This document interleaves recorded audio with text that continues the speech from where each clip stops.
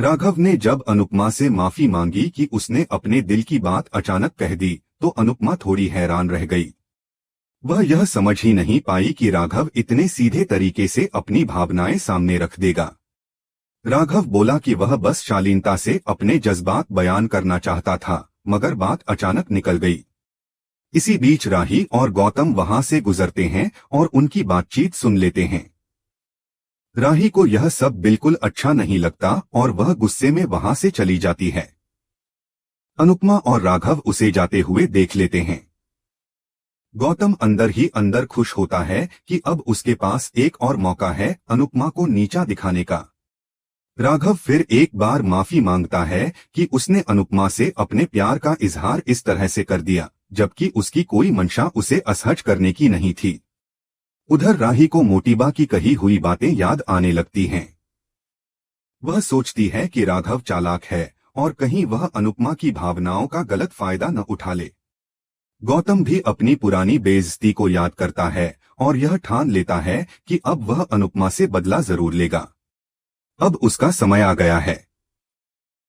दूसरी तरफ अनुपमा राघव से कहती है कि उसने जो कहा वह गलत नहीं है, क्योंकि अपने जज्बात जाहिर करना कोई गुनाह नहीं है। राघव साफ करता है कि उसे कोई उम्मीद नहीं थी, वह बस अपने दिल की बात कहना चाहता था। अनुपमा बहुत स्पष्ट शब्दों में कहती है कि वह अभी भी अनुज को भूली नहीं है और वह कभी उसे नहीं भूल पाएगी। इसीलिए राघव का प्रस्ताव स्वीकार करना उसके लिए संभव नहीं है। वह कहती है कि राघव और उसके बीच केवल दोस्ती हो सकती है और वह इसे बनाए रखना चाहती है। राघव भी मुस्कुराकर कहता है कि उसे बस यही दोस्ती चाहिए थी और वह इससे खुश है। दोनों अपने रिश्ते को एक नई दिशा देने का फैसला करते हैं, दोस्ती की मजबूत डोर में बंधे रहने का। इधर गौतम जाकर मोटीबा को सब कुछ बता देता है। मोटीबा यह सुनकर चौंक जाती हैं और सोचती हैं कि परिवार में अब नया भूचाल आने वाला है। राही अपने कमरे में पहुंचती है और बेचैन होकर चीजों को इधर उधर फेंकने लगती है। तभी प्रेम कमरे में आता है और उसे रोकता है। वह राही से उसके गुस्से का कारण पूछता है तो राही उसे सारी बात बता देती है। वह कहती है कि उसे राघव बिल्कुल भी पसंद नहीं और वह अनुपमा के साथ अनुज की जगह किसी और को नहीं देख सकती। प्रेम उसे समझाने की कोशिश करता है कि अनुपमा पर भरोसा रखो, वह अनुज की जगह किसी और को नहीं लेने देगी। मगर राही अब भी चिंतित है कि राघव की चालाकी अनुपमा को प्रभावित न कर दे। प्रेम उसे याद दिलाता है कि अभी उसे आर्यन और माही के लिए मजबूत बनकर खड़ा रहना है। इसी बीच अनुपमा मिठाई लेकर आती है ताकि सबका मूड अच्छा हो सके। लेकिन जैसे ही वह मिठाई लेकर आती है, मोटीबा ताना मारते हुए कहती हैं कि मुंह मीठा करना तो बनता है क्योंकि एक और शादी होने वाली है। यह बात सुनते ही सभी चौंक जाते हैं। पाखी सोचती है कि शायद मोटीबा राजा और ईशानी की शादी की बात कर रही हैं। लेकिन जब लीला पूछती है कि किसकी शादी की बात हो रही है, तो मोटीबा कहती हैं कि राघव और अनुपमा की। यह सुनकर शाह और कोठारी परिवार के सभी सदस्य हक्के बक्के रह जाते हैं। पराग पूछता है कि मोटीबा को यह बात किसने बताई। जवाब में मोटीबा बताती हैं कि गौतम ने यह बात उसे बताई है। वह राघव और अनुपमा की बातचीत का गवाह बना। फिर गौतम खुद सामने आता है और कहता है कि हाँ, उसने सब कुछ सुना है और राघव ने अनुपमा को प्रपोज किया है। गौतम अनुपमा को नीचा दिखाने के मकसद से ताने मारता है, लेकिन अनुपमा उसकी इस हरकत का करारा जवाब देती है। वह टिश्यू पेपर उसके मुंह में डाल देती है, जिससे सब चौंक जाते हैं। अनुपमा गुस्से से कहती है कि तुम्हारे कान खराब हो गए हैं या कल के थप्पड़ से सुनाई देना बंद हो गया है। मोटीबा भी अब अनुपमा पर सवाल उठाने लगती है और कहती है कि दोस्ती की आड़ में चक्कर चल रहा है। अनुपमा कहती है कि ऐसी बकवास बातों का जवाब देना उसे उचित नहीं लगता। तभी गौतम कहता है कि राही भी उस वक्त मौजूद थी और वह गवाह है। वह राही से सच बताने को कहता है, लेकिन प्रेम राही को रोकता है। गौतम बार बार उकसाने की कोशिश करता है, लेकिन अनुपमा उसे चेतावनी देती है कि अगर अब कुछ कहा तो वह कल से भी ज्यादा जोर का थप्पड़ मारेगी। मोटी बा और अनुपमा के बीच बहस और तेज हो जाती है। मोटी बा बार बार सवाल करती हैं कि अगर राघव और अनुपमा के बीच सिर्फ दोस्ती है तो फिर वह बातें क्या थीं जो उसने राघव से सुनी। अनुपमा कहती है कि किसी की बात सुन लेने से रिश्ता नहीं बनता। मोटी बा कहती हैं कि बस कहने से ही रिश्ता बन जाता है। तब अनुपमा व्यंग्य में कहती है कि कल को आप कहेंगी कि आप अमेरिका के प्रेसिडेंट की काकी हैं, तो क्या यह रिश्ता सच हो जाएगा। इस पर मोटी बा कहती हैं कि आपकी जगह कोई और होती तो थप्पड़ मार देती। अनुपमा भी शांत नहीं रहती और कहती है कि थप्पड़ बदतमीजी के लिए मारा जाता है, सच बोलने के लिए नहीं। तभी राही सवाल करती है कि जब वह राघव को पसंद नहीं करती तो अनुपमा ने उसे घर से बाहर क्यों नहीं निकाला। वह कहती है कि उसे राघव से नफरत है। जवाब में अनुपमा कहती है कि राघव गौतम से तो बेहतर इंसान है और फिर भी गौतम तो कोठारी हाउस में रह रहा है। यह बात सुनकर सभी चुप हो जाते हैं और माहौल अचानक गंभीर हो जाता है। राही का चेहरा तमतमा जाता है और प्रेम उसकी पीठ पर हाथ रखकर उसे शांत करने की कोशिश करता है। अनुपमा की मजबूती, आत्मसम्मान और दोस्ती के लिए खड़ा रहना इस पूरे टकराव में साफ नजर आता है। राही का गुस्सा थमने का नाम नहीं लेता और वह अनुपमा से सवाल करती है कि जब उसे राघव पसंद नहीं तो उसे घर से बाहर करने की जिद क्यों नहीं की गई। वह उलाहना देती है कि अनुपमा की सारी जिदें सिर्फ अपनी मां पर ही क्यों चलती हैं। अनुपमा बेहद स्पष्ट शब्दों में कहती है कि वह राघव की दोस्त बनी रहेगी क्योंकि उसमें कोई गलत इरादा नहीं है।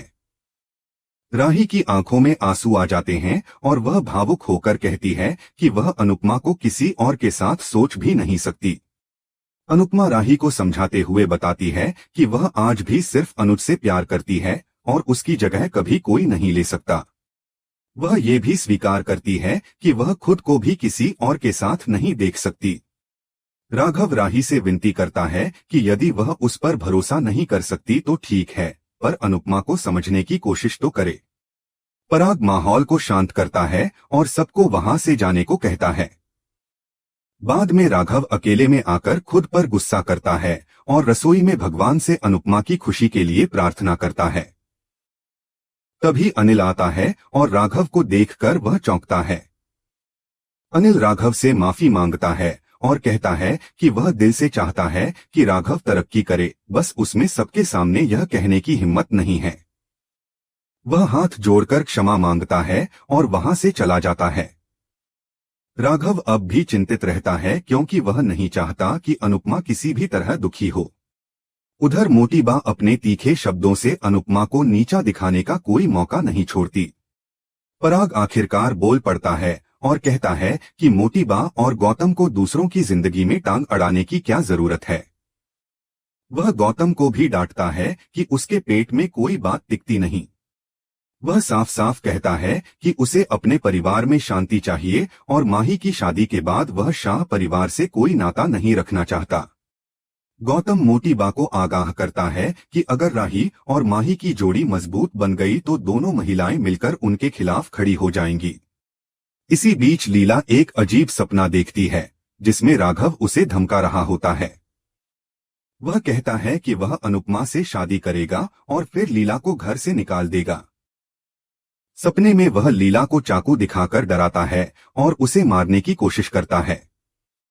लीला चीखकर जाग जाती है और सोचती है कि यह सपना कभी सच ना हो जाए। दूसरी तरफ आर्यन और माही अपनी शादी की योजना पर बात करते हैं और घर में चल रही उथल पुथल पर चर्चा करते हैं। माही चाहती है कि सब कुछ जल्दी सामान्य हो जाए और हर कोई खुश रहे। आर्यन कहता है कि यह सारा तमाशा उस गौतम की वजह से है। माही उसकी तबीयत के बारे में पूछती है तो आर्यन बताता है कि वह अब नशे से दूर रहने की कोशिश कर रहा है। वह यह भी बताता है कि कभी वह नशे की लत का शिकार था लेकिन अब बदल चुका है। वह माही से कहता है कि यदि वह चाहे तो रिश्ता खत्म कर सकती है, लेकिन माही मुस्कुराकर जवाब देती है कि वह उसके साथ है और हमेशा उसके साथ रहेगी। इस सब के बीच अनुपमा अनुज की तस्वीर लेकर उससे दिल की बात करती है। वह कहती है कि सब उसे गलत समझ रहे हैं, लेकिन वह किसी को कैसे समझाए कि उसके दिल में केवल अनुज ही बसा है। वह भावुक होकर कहती है कि उसे राघव की मोहब्बत की जरूरत नहीं है, क्योंकि वह पहले ही प्यार के समंदर में डूबी हुई है। वह बताती है कि राघव जैसा कोई इंसान जो जेल से सालों बाद निकला हो, अगर उससे कोई इंसान प्यार से पेश आए तो उसका मन मोह लेना स्वाभाविक है। लेकिन वह राघव को ठुकरा नहीं सकती, क्योंकि वह खुद को थप्पड़ मारने वाली बच्ची नहीं समझती। वह कहती है कि उसके लिए अनुज का प्यार ही काफी है और वह उसे हर पल याद करती है। अनुपमा फोटो को अपने सीने से लगाकर भावुक हो जाती है। एपिसोड यहीं खत्म नहीं होता। अगले दृश्य में देखा जाता है कि वकील प्रार्थना से कहती है कि उसे गौतम से तलाक लेने के लिए उसके खिलाफ सबूत जुटाने होंगे। अनुपमा उसे सलाह देती है कि वह गौतम की सारी हरकतों को अपने फोन में रिकॉर्ड करे ताकि कानूनी कार्रवाई की जा सके। तभी गौतम वहां आता है और अनुपमा को धमकाता है कि वह उसकी शादी तुड़वाने की कोशिश कर रही है। वह खुलेआम कहता है कि वह प्रार्थना के साथ जो चाहे कर सकता है, उसे पीट सकता है, मार सकता है। अनुपमा पूरी तरह शांत रहती है, लेकिन वह यह सब चुपके से रिकॉर्ड करवा लेती है, जिससे प्रार्थना को सबूत मिल जाए। आज का एपिसोड इसी सस्पेंस और इमोशंस के साथ खत्म होता है। दर्शकों को यह जानने की उत्सुकता रहेगी कि क्या अनुपमा गौतम को एक्सपोज कर पाएगी। क्या राही अनुपमा और राघव की दोस्ती को समझ सकेगी?